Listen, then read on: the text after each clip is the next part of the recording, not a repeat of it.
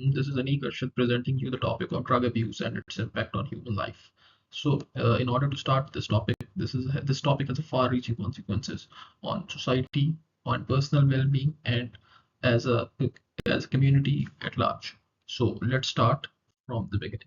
So, in common words, the drug abuse has a lot of impacts on human existence. Some of the key objectives of this presentation are understanding the root causes of drug abuses in Malaysia, analyzing the drug abuse impacts on individuals and society, and exploring solutions by encouraging a collective responsibility towards this menace and end this issue, and hoping to reduce to a minimalistic level in order to get rid of the societal, uh, uh, you may say, societal evil. Going to the next part. Uh, the main two words that we will be discussing again and again will be drug abuse and the human existence. So what's the drug abuse actually is and what are the consequences? So the drug abuse is an intentional usage of drugs for non-medical purposes leading to an addiction, and this has physical and psychological harm. Also, it has a societal impact. Also, it includes illicit substances and prescription of drugs misuse. So, in order to uh, avoid these consequences, one should avoid the drug abuse. Then there is the concept of human existence. The human existence refers to a noble state of a human being encompassing physical life, consciousness, emotions, and socio-cultural interactions. This involves the process of being, doing, and becoming, the process of one's being himself and its impact on the society. Understanding the basic reasons and the root causes of drug abuse in Malaysian society. So the main root cause of drug abuse in Malaysian society is basically socioeconomic reasons. So poverty and peers play a key role in creating and enhancing the drug abuse in any society. Then there comes the poverty factor. Then there is an education factor, which uh, provides that people are not much sane to understand the far-reaching consequences that they may incur over the time. So they lack awareness. That's why they fall into the peer pressure and get into drug abuse. Then there are psychic impacts, mental impacts, family impacts, and for all these issues, they find an escape route as a drug abuse. Now, going to the next part, uh, what are the impacts of drug abuse on physical, mental, and social well-being? So, since the drug abuse it is a great evil which has, first of all, physical health consequences. So, it may cause various causes of diseases like uh, liver damage, heart diseases, respiratory problems, and heightened risks of infectious diseases, which may be spreaded by using common syringes or things like that, which includes HIV and hepatitis, which are uh, at the moment almost un they do not have any particular solution, and it's a lifelong disease that one has to suffer from. Then there are the mental health impacts which are caused by the addiction. So the drug abuse is basically help in using the mental thought process to manage the mental thought process, and it uh, makes a person paranoid and um, drives him to another world. So if it's there is an extra use or abuse, so it can cause a permanent mental health damage, and one cannot recover from that state of mind.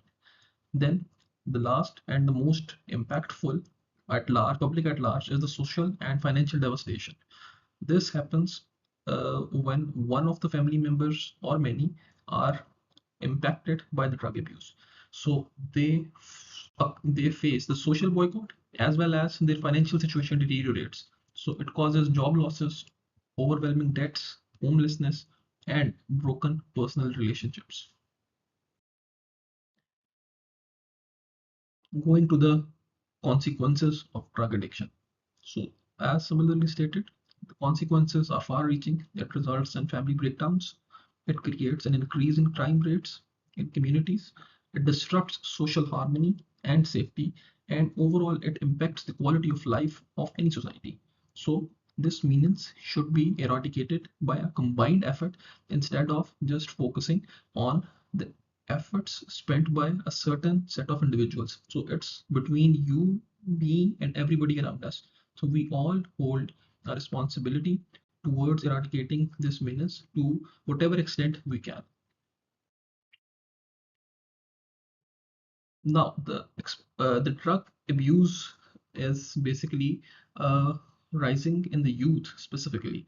The trends that are making it even more critical is because the drug abuse is highest among the youth. It creates surge in synthetic drug consumption, which was not like before. And there are new forms of drugs like ice, metamorphin, ketamine is something that is being increasingly used. Then there are high volume of drug related arrests as well. So which means that the state of affairs is not very good and it's deteriorating by day by day. Also, the urban centers where there is high sense of awareness, they still face elevated abuse rates, which means that the drugs are easily accessible and not clearly boycotted. That's why people are using it, and there is high numbers in uh, using these drugs. So the impact of drugs uh, uh, and the media coverage reveals that the major drug bust by the Royal Malaysian Police and AADK, there are frequent news. You can review the social media as well as the mainstream media, on which you can find the frequent news covering these arrests, drug seizures, and their campaigns against the drug smugglers. So there are a lot of activity being carried out by the Royal Malaysian Police to curb this menace. Secondly, there are various human interest documentaries being prepared on media and individuals overcoming the addiction and shedding the lights of the person who have overcome this situation and now they are living a healthy lives and are in the process of rehabilitation or may have undergone rehabilitation. Then there is also a significant influx in the media regarding shift to the potent and cheaper synthetic drugs. So there is a rising tendency towards moving from traditional drugs to synthetic substances that are easier to access and less costly to produce. While reviewing philosophically, the drug abuse is viewed as a bad faith, an escape from personal freedom and responsibility. Addicts deny their authentic selves by surrendering to substances, avoiding the anxieties of existence. Addiction presents a psychological failure to confront life's meaning and freedom. Another view of philosophy regarding these drug abuse is one should identify the drug abuse as ethically wrong due to larger pain which overweighs the timely pleasure. So this is basically the idea that anything which has more adverse impacts than the positives should be avoided. Then we should recognize the widespread suffering caused by the drug abuse. Like the drug abuse leads to healthcare decline, family disruption, decreased incomes, increased crime rates, lost productivity, and affects the society at large. And then the policies to reduce overall suffering should be advocated and prepared and aware to all the public at large. So effective strategies should be in place which include prevention, rehabilitation, and reduction in harm of the people who have been suffering through the drug abuse in order to maximize societal well-being and minimize total pain caused by the drug abuse. So, now discussing about the key belief of Rukanagra, which states from the belief in God. Once there is a belief in God, then one should recognize the faith as a foundation of moral life. Once you focus on the faith, then all the reasons which causes someone to take drugs or go away from reality false in itself. Then there is an understanding that drug abuse as a violation of God's divine gift of health and life. So if one uses the drugs, it means that it is violating the God's perfect gift of health and life, which is in itself a crime and may be answerable to God at the day of judgment. And then leveraging strong belief in God for moral guidance, one should always focus towards and lean towards God for guidance and avoiding any such pressures in order to go into the land of drugs. And then one should promote discipline, routine, gratitude, and responsibility in order to get rid of or to avoid all these evils.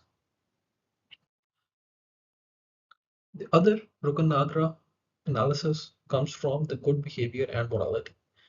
So, which promotes society based on respect and moral standards. So, Rukunadra calls for a community founded on respect, courtesy, and high moral principle to ensure societal cohesion and harmony. Drug abuse often leads to theft, violence, and neglect family responsibilities, undermining societal values and safety.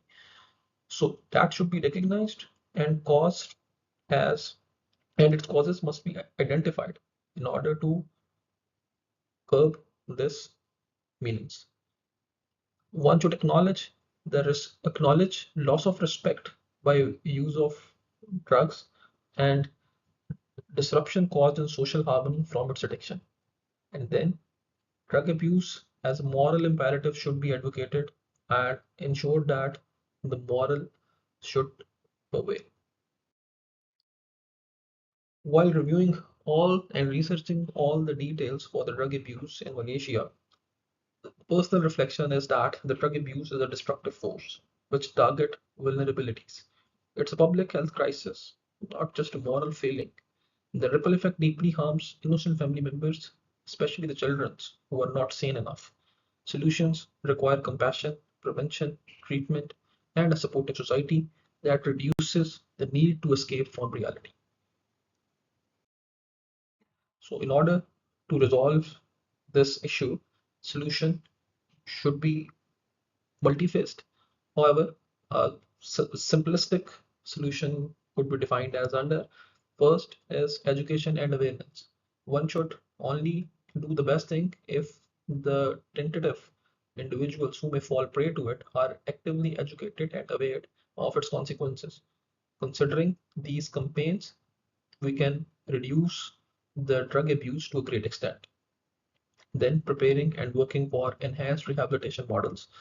We should develop and adopt enhanced rehabilitation models by offering medical, psychological, and vocational support for recovery and considering them part of our society by including in our goods and bad times as well.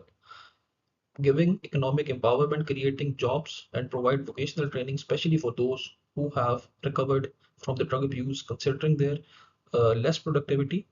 One should develop certain jobs specific for those people who have been rehabilitated in order to make them a reason to get back from their ill routines and back to healthy life. We should strengthen family and then we should strengthen family and community by making the family lives more engaging and offer counseling and social programs by not boycotting the family members who have been fall prey to the drug abuse, instead making them their own and educating them and ensuring them they get back in a normal and healthy way. Lastly, there is an effective an effective law enforcement. Whoever run the drug trafficking networks should be dealt with iron hand and ensure that the drug availability is not uh, easily available in the society in order to mitigate these issues. So, in the end, let's join the collective fight against the drug abuse. Together, we protect our humanity. Thank you so much for listening.